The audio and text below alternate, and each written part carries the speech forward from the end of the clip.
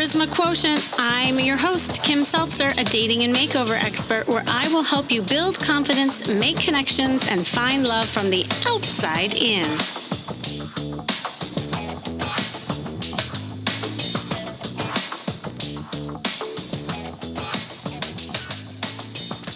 It can be really scary getting back into the dating scene after a long break. And there might be a lot of reasons why you might be on a break. I mean, perhaps you've been in a relationship or a long marriage for years and you found yourself single again. Or, maybe you've been shut down after a succession of unsuccessful dates. So you spend a period of time on your own. And if you have feelings left over from a previous relationship that you're still trying to move on from, it's going to be hard. For instance, if things didn't end well last time, you may not be sure if you're ready to trust someone new or even yourself for that matter. And if you don't have much success dating, you might be burnt out. You have fears around rejection and you might just simply shut down. So you might be trying to decide, how should you go at it? How should you go at meeting people and not be worried about whether or not they like you, and being confident, and where do you begin? And then on top of it, if you're an introvert to begin with, this might be doubly hard, especially if some attempts haven't gone anywhere. And you may try, you try to get on a date, you go on Bumble and there's crickets. Or you try to get a second date and nothing happens. Or worse yet, you get ghosted. Whatever it is you are struggling with, to get back out there, well, it can be hard and scary trying to get at it again. So you might feel that you're out of practice, but more importantly, you might be entering a dating landscape that looks totally different than from the one you left behind, especially if it's been years and years and years. And the truth is that when you are riddled with fear, feeling negative or worried about rejection, dating will backfire every single time. And that plays out in many different ways. So, how do you get past this? How do you get past this and not only date, but date with success? Well, with me on the line today, I have a woman who I have not talked to, and I haven't done one of these in a while. I'm super excited. I just know a little bit about her, and she's trying to get out there and spend some time with someone special. And she lives in a very small town. She doesn't get out much. And when she does try, she experiences, well, those crickets I was talking about. I'm hoping to help her with all of this and gain more dating confidence and perhaps with some sort of a plan. Welcome, Becky. Are you there? Hi, Kim. Thank you. Hi. Thanks for coming on. Thanks for having me. I'm so excited. I am super excited. I mean, even more excited for you because, just a little context. Before you came on, you said that you surprised your friends by coming on here. Yeah. Right? So what was Yes. that about? This is just out of my comfort zone. You and I had scheduled the appointment. I texted a couple of friends and said, I'm going to be on this podcast for some dating advice. And they were so surprised, as instead of texting back, they called and said, what are you talking about? That's not like you. And my response to you was that is probably the exact reason why you should come on, right? And Right. so I'm Yeah. super happy because I always say, like, things only move, they only happen when you put yourself in uncomfortable situations, because it probably means it's something you need to do. And so it seems Right. like, from a little bit of what you said, you've been in a cocoon in some ways. So I'm, welcome to the world. And I'd love to hear a little more about you. Like, maybe just, share who you are, where you're from, and like what's coming up for you with dating. Okay. Well, my name's Becky. I'm 44 years old. I'm an administrative assistant. I've taken some college classes to finish my associate degree. I live in Grantsville, Utah. It's just a small town. It's about 45 minutes to an hour outside of Salt Lake City. Hmm. So there's not a lot of opportunity as far as socializing. I don't mind the commute. I just don't know where to go, or how to meet people. A lot of my friends are already in relationships, and I've never been comfortable to go someplace alone. try and meet others. Ah, okay. How long have you been single for? 5 years.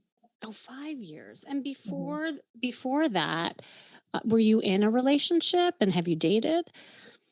So I'm a double divorcee. A double. I was Uh-huh. married young Mhm. for 5 years and had 3 children. Then I was single for 8 years and married again for 5 years again, and now I've been single for 5 years. So I've Oh. dated a little bit since my last divorce, but I just haven't had an opportunity to meet people. I met a few people at work when I started a new job. Things just didn't pan out. I have a gentleman friend that I hang out with once in a while, but as far as relationship, we're longtime friends. There's not the dating or marriage Mm. possibility there for either of us. But I need Mhm. something more than that. Yeah, got it. Now, when you have dabbled in the Mhm. dating, and it sounds like there hasn't been a lot, what happened? Like, and how did you meet these guys? Were you just knowing them from work or? So I've met a few people from the app, from dating apps, Oh, uh-huh. but lately it seems when I'm on there, I do talk to people, but don't seem to get asked out. I don't know if that's from the distance from where I live from the main city. People don't like that commute or the lack of things to do if they were to come see me as opposed to me meeting him there. I don't know. I like I say I do match with people and I talk to people. I just don't get asked out. There's not ever that next step. Or recently, there hasn't been. Ah, okay. Well, I want to ask you more about that in a second, but just so that I have some context of where you were before. So it sounds like you're, for the most part, though, have been like a relationship girl. Yes, Yeah, okay. So it doesn't sound like you've like had a period where you were like dating up a storm without getting attached to anybody. Like you usually just had relationships and then you dabbled. correct. Okay. So this is new for you on top of it. Like just dating. Yeah. Yes, it is. Okay. So Becky, here's the thing, and I talk about this often. Is and this can be such a frustrating thing. It's like you are trying to go out there and date as you're in like the PhD program when really you're in kindergarten, correct? Yes. No wonder you're frustrated. Okay.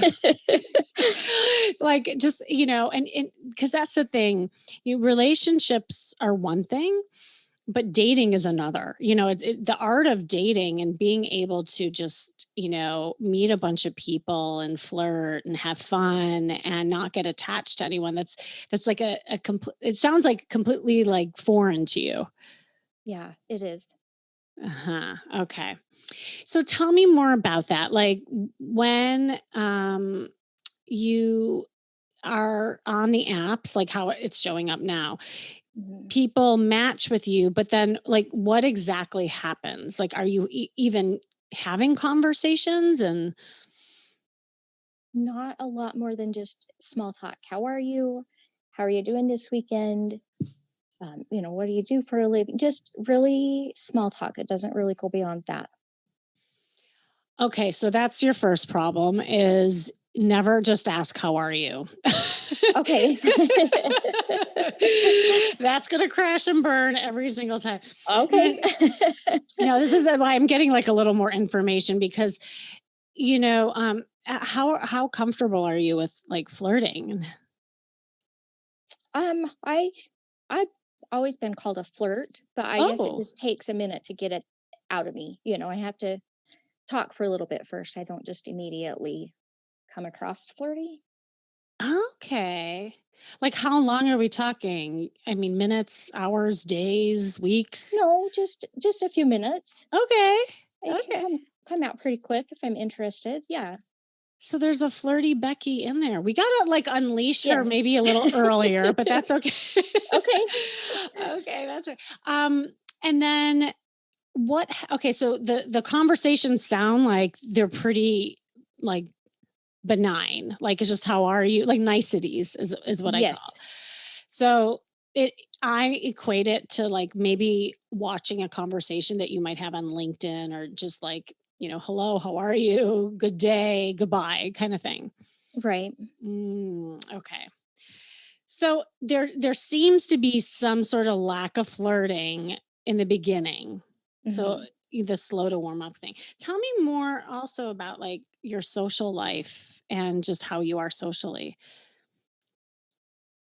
Well, that's hard because right now with the COVID pandemic, I'm working from Yeah. home. So I Mhm. don't even get out for work, other than grocery shopping. I have a few single girlfriends, but they have young kids. So we don't venture out to meet people. And then everyone else that I'm friends with are in relationships. So I really am not Oh. very, I'm not active as far as going out and having opportunities to meet people. Well, and that's another problem. I always say, as nice as you married and coupled off folks out there who are listening are, and you all are very lovely. It's just, Hmm. you don't get it. Like, they don't get it, and Right. they're in a totally different space and time as you, and a Yeah. different energy level. So it's hard to feel fun and flirty when you're with a bunch of married folks. Right. Yeah. Okay. Got it. So that's also like a missed opportunity for you, because if you're just socializing with people who are coupled off, that is your tribe right now. So it sounds like you need a different tribe as well. Yeah. Well, and even at that, it's at homes. It's not even going out Hmm. doing things. I don't have much of an active social life as far as getting out of homes goes. Ah, yeah. I'm not a bar goer. Okay. So you're not involved, and I'm obviously talking pre-COVID and Hmm. post-COVID, and even during COVID, there are things that you can do, like, in ways of hobbies and activities. You is it just mostly like work and Excuse me. Yes. Mm. I took, I enjoy gardening. So I took some lifelong learning gardening classes in hopes even to meet a friend or, somebody that would know somebody. And that really didn't pan out. They were all quite older than me Yeah, I or was there gonna for say that's or like a there for different. careers. I signed up for some college classes and I was going to an extension and they were all mostly very young and now they're all online. So Mhm. I don't know. I tried a religion class in my area and then that was also very young people. So I just don't have the ideas. Yes. Okay. So some of it's the external, and being in a small and town, and also not being Mhm. involved, and the conversations are kind of harder for. Tell me more about your introversion, because you were saying, yeah, like, you tend to be a little shyer. Like, how does that play out for you? Um, well, just that. I'm not usually the one to start the conversation Hmm. out in public. As I'm aging, I'm learning. I'm getting braver and I will start, but I'm just not out a lot. I haven't had the opportunity. Now, was this even before, like, growing up? Have you always been shy, or is this a new thing? No, I've always been shy. Mm, okay. So that's also, I think part of the, because dating, so much of dating is putting yourself out there. And, Yeah. if you're not, as I call it, putting your cab light on, and, having opportunity to meet people and invite men into your energy field, then yeah, like, they may not read you right too. Cause here's the thing, and I don't know if you're aware of this, like, how is your body language too when you're out and about? I know it's different with the masks, but, like, in general. Right. I try to be smiley and make eye contact and say hi, Mhm. but the rest of my body is probably closed off. In what way? Well, like if I'm sitting at a table with friends, Mhm. my legs are crossed or I just do I sink into myself. So even if I'm smiling or making eye contact, I try to acknowledge that I'm shrinking, if you will, and try to sit up straight and uncross Mm. my legs and make myself open. But probably for the most part, I'm closed, if that makes Yeah. sense. It's a good awareness for yourself. I mean, some people aren't aware of that, but just like you notice that about yourself.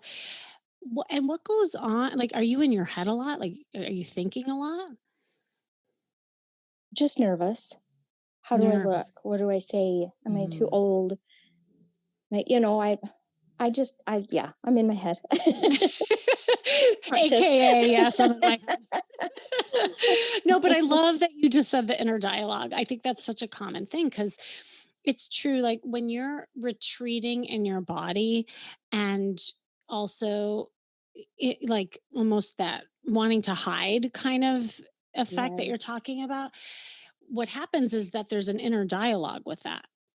You know, you're not shrinking without dialogue. So the fact that you just said that was awesome. And, that'll kill also being present every single time because you're so caught up in your own probably thoughts and insecurities that you're not connecting with what's going Right. on in front of you.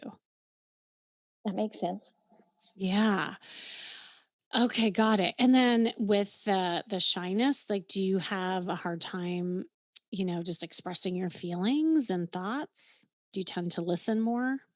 Yes. Yep, absolutely.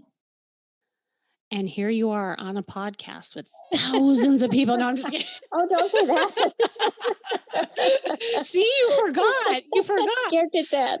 Yeah, but see, this is my point is that look at like you just forgot for a chunk of time that there were Yeah. people actually listening to you. And I think just honing in on that there's something about that I want you doing out there in the world. Okay. It's like shutting off the rest of the people listening, and really like Yeah. paying attention to how you show up and being present with that. Cause I think that is half the battle. But that's super important when it comes to dating and trying to even carry on conversations with guys. Like they may not know that you're interested because you're just saying, hi, how are you? you know, Right. and and also when you're meeting people in person, you're retreating in your body language and waiting for the initiation. Yeah. So, and it sounds like you just need some practice, my dear. Yes. But I'm interested if you don't mind going just a little deeper with this, like that inner dialogue that you were talking about, like Mhm. being it's almost like there was a context of not being good enough. What's that about? Um, well, both my marriages were difficult. My first one, like I said, we were young and dumb, and had kids early, and so I felt as if like I was the mom and he was still living in his early 20s. He was going out on weekends and I was home as a mother. And he was very, I mean, I don't want to blame, obviously, there's two in everything, but um, mentally, emotionally abusive.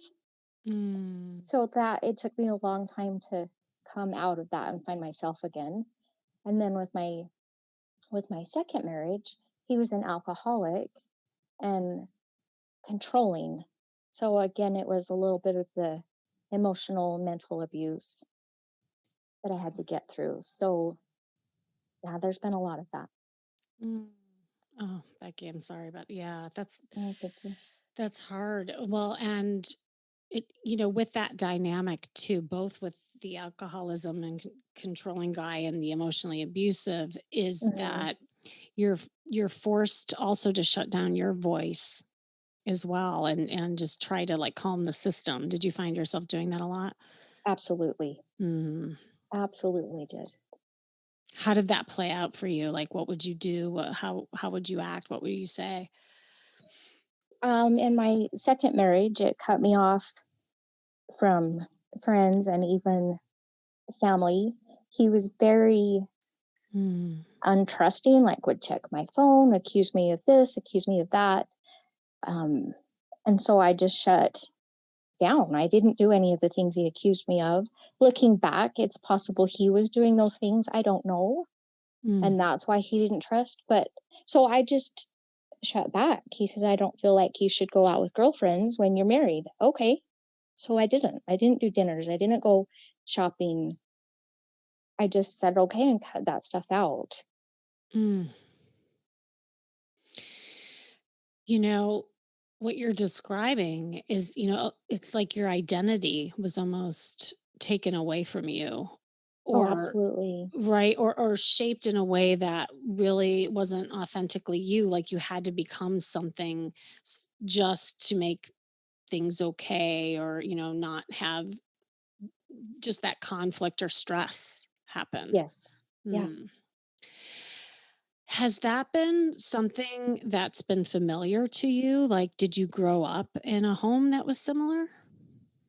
I haven't thought that. My parents just celebrated their 50th wedding anniversary, and Hmm.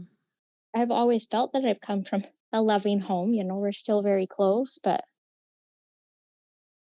I don't know where that came from. I did always want to be my dad pleaser, please my dad. And Uh, if I did something wrong, I didn't want him to find out. I mean, I wasn't abused, he wasn't mean, but I did always hold on to that. I didn't want to disappoint my dad. you didn't want to disappoint your dad. Um, Yeah. Was your family like? Did you guys talk about feelings in your family, or was everything just kind of swept under the rug and you just kind of figured mm, things out? yep, just swept under the rug. Mm. So, if I can make a connection for you, because I don't know if you've ever thought about this before, but and this is just a really helpful way of looking at things, why sometimes patterns get created, and that it doesn't, just because you've been in maybe some toxic relationships doesn't mean that you grew up in a toxic home.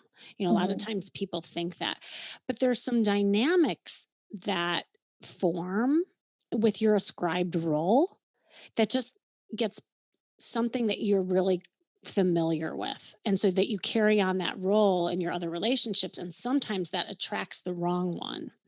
So, for instance, and this is very common. If you grew up in a home where you wanted to constantly please the male role model, which was your dad, but Hmm. also feelings weren't expressed, you kind of grow up suppressing your feelings and just pleasing. Does this sound like a familiar dynamic to you? Yes. Right. Yeah. Yeah. And so when you meet men moving forward, what happens is that your default is to start a relationship with that people pleasing or the man pleasing dynamic, where Hmm. you're more focused on pleasing him than showing up as you and expressing what you want, what you need, what you feel. Okay. Yeah, that makes sense. And so when you go at dating that way, what happens is that the toxic people, like the emotionally abusive ones, the maybe the fixer uppers, like the alcoholism, or maybe even Hmm. narcissists, like whatever, guys who might need you will be super attracted to you because you're Okay. putting so much like emphasis on them versus you. Okay. Yeah, I do. I hear Is that. it? Yeah, yeah, exactly, right. And so that's tied in with what you're calling introversion or shyness. I sometimes think that people get mislabeled that, because if you're just used to growing up not having a voice, you might label yourself as shy, but the truth is that you just never got practice at having your voice. Okay. That And makes so, sense. yeah, so like I'm making it sound so easy, right? Just have your voice. Yeah. No, so when you have your voice, though, what's really empowering about it, and I see this with my clients, is that the minute you say hello to a guy, like whether it's on Bumble or on the streets, that you show up as you and express like who you are in a very confident, approachable way, a guy who is not toxic will want to get to know you in that way. But that's on you to share more. Okay. And so as you show up more in every being, like in your body language, in your voice, how and like learning how to express your feelings so a guy really feels you, caring and being more playful with it all, Hmm. then I feel like you would start getting some traction out there. And also just learning how to date. Like I think it would be super important for you to understand what it is that you like. Like you haven't really, you know, tasted all the candy, so to speak. Like I tell people all the time, like who haven't had a lot of dating experience, is that it's like being in a candy store. Like you've only tasted a Hershey bar and maybe a gobstopper. Like you have no idea all those other candies out there. And I Mhm. think just having that time to savor the flavors of each one, seeing what you like, what you don't like, and not like indulging in one just because someone Okay. likes you or because there you are, I think would be an amazing part of your journey. Okay. That makes me nervous, but it makes sense. See, another thing that's making you nervous, which means you need to do it, right? It's you Yeah. already came onto the podcast, Becky. So that's just your natural next step. So, what makes you nervous about that? Like, let's talk about it. Well, so a few years ago, I worked with a lady that had just recently gone through a divorce, and she was on dating apps and was going Uh-huh. on two and three, maybe more sometimes dates a week. Hmm. And I was like, yeah, figure out who you like, go out with, Yeah. she was trying to Yeah. schedule them in between she had a part time job, and she was trying to schedule her dates in between her jobs. And she'd say, people would say, well, I feel like you're scheduling me in a dating calendar because I took you out now and I can't see you for another 2 weeks. And she was. I said, you can't do that. It made me nervous and it wasn't my schedule. Uh-huh. So Uh-huh. I haven't, and grant I haven't had that opportunity, but it sounds like from not knowing how to put myself in that opportunity. Yeah, I didn't know how she was exactly. doing it. That's exactly. Well, it's hard to do things on your own without a plan. I mean, that's one of the things that I love helping people with is just getting a dating plan together. It's just like a business plan. Like you would never go into business without a plan. And I think like that's what I'm saying. Like, forgive yourself a little bit. Like, you're not in the PhD program. If you had a roadmap in which to, kind of just start small and dip your toe in the water and just get a feel for it. And then you can like slowly get your body in and start swimming. But I feel, it also will be way more enjoyable. Like that's a shock to the system, just jumping in the cold Yeah. water, without getting used to it. And so, thinking of that metaphor for yourself, I think you would find it more pleasurable as well. Um, so, w- you know, I don't know if you thought about this too, because you're almost like talking in two sides of your mouth just now. Because, like, on one hand, you want to date, but on the other hand, it scares you to death. Yeah. Yeah, absolutely. So, it's almost like you're at a tug of war with yourself. Like the very thing you want, you also fear. And now that I know a little bit of your history, it sounds like it's that fear too that's also kind of causing a roadblock a little bit. Okay. You're Yeah. like, okay. No, I just, What do you think? yeah, just letting it all sink in. Mm. But see, and that what you just demonstrated just now is what I'd love to help you with or for you to work on. And that when something's like landing with you and you're feeling it, to express it. You did a little bit ago where you're like, that makes me nervous. And that was awesome because then I felt like what your okay was about. Because you tend to answer a lot in okay. Yeah, Do I you know do. that? Yeah. Yes. Yeah. Okay. But see, and that's really important because it doesn't allow the receiver to really understand what that means. Like, I don't know what okay means. And I think that pattern is kind of trickling into your conversations online. Mhm. It's trickling into your conversations in person and just even like your relationships, perhaps, So I think the key to your queendom, as I call it, would be to learn how to like express yourself and put yourself out there more. Yeah, that's big. My friends tell me that too. So Yeah. definitely I need to work on that. Yeah. Well, if I can give you some like actionables to walk away with, because I'm all about like tangible things, because it can be super overwhelming and scary to just hear, oh, just, find your voice, get yourself out there, be confident. Like, what does that mean exactly? Yeah. Because Well, and put obviously, yourself out there. How? I how? It's mean, the how that's to. Well, and honestly, Becky, that was the reason I got out of being like a true therapist is that I felt like there was so much talking and there wasn't enough action. And although like some of the stuff we're talking about is super important, like connecting the past and how it's showing up now, I think where you're at is you just need an action plan, you know? And Mhm. so I'd like to just give you like three things to do. And I think for you, it's about starting super small.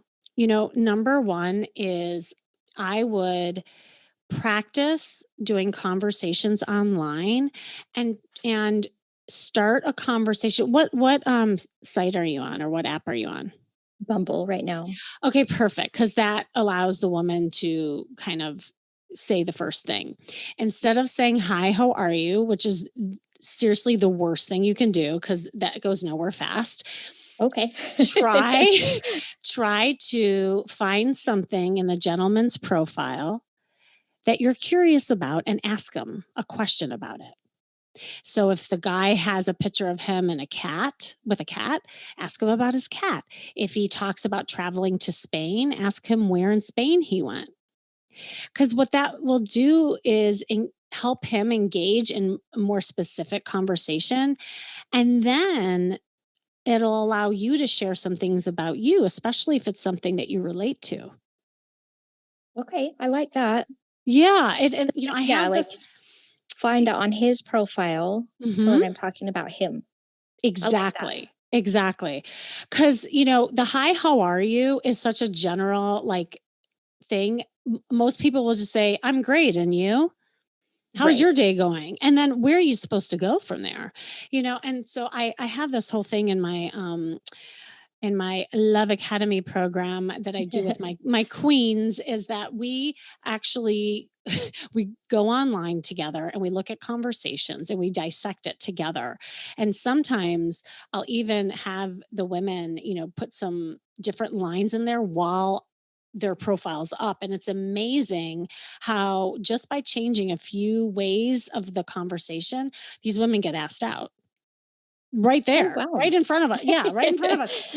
That's awesome. This yeah, and that's what I'm saying, like, so much of this is strategy, and it's not your fault, like, no one taught you. It's literally understanding the nuances of dating and flirting, especially in 2020.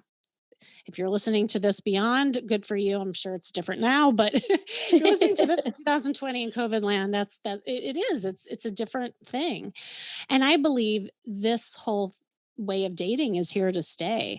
And so even if things do get better, Mhm. online dating and being able to have conversations and building emotional connection, I think is the key to a solid relationship. And so being able to slow down and actually work on this stuff now is perfect for you, Becky. Like my introverts are thriving right now in COVID land. I'm not kidding because they're like this is your world. Like you can sit behind a computer and actually work on your conversation skills so that when you get out there it becomes easier. Well, I think it was on your website or Facebook group, it said something about Zoom dates, and Yes. people are Zoom dating. Like, I didn't know that was Yes. a thing. That's what I'm saying. Becky, like that's my dream for you. And maybe we I can talk. didn't know. Inquiring minds want to know. This is my point. Like, oh my God, I would love for you to even join the Love Academy because that's the next step that people are doing now is moving conversations from online to the Zoom dates or video dates. And then, really the sense is people really need to earn you these days to be able to see you physically. And there's something about, for you in particular, letting men earn you, because I don't Mhm. think you've been doing that in the past, would be awesome focus for you. Letting them earn me. I like that. Then I'm not settling, Bingo. No more crumbs for you, my dear. Like, right? right? Like, it's time for the cake, and Yes. it's time for you to invite that in and find your voice and like hear you roar kind of thing. um and so I would start with the conversations. And then the second thing I will say is that when you are out and about in like going to the market, I know there's not a lot going on. Um, Mhm. Even with the masks, you can still make eye contact and you can still smile and say hello. Okay. And I think just exercise that muscle every single day. You never know. Just never know who you can meet. And I think just getting your feet wet and putting more intention into that. And then the third thing is like, you know, spruce up a little bit, get dolled up, put some makeup on and like go out like you mean it. Yeah, I And need that also right oh, now in my oh, life. we didn't even talk about that. Oh, okay. Yeah, dressing the part really helps. And, putting some like kind of sexy costume on, and it does not have to be like a cat suit. I'm talking about something that you feel good in and with intention. You will have a different energy as you're going out there. And, you know, but it's on you to get more comfortable being seen. And so I think just to kind of like put a cap on this, it's like I want you to have your voice and also be seen for the first time, maybe. Being seen. I like that because I have been always one to, yeah, I want to hide.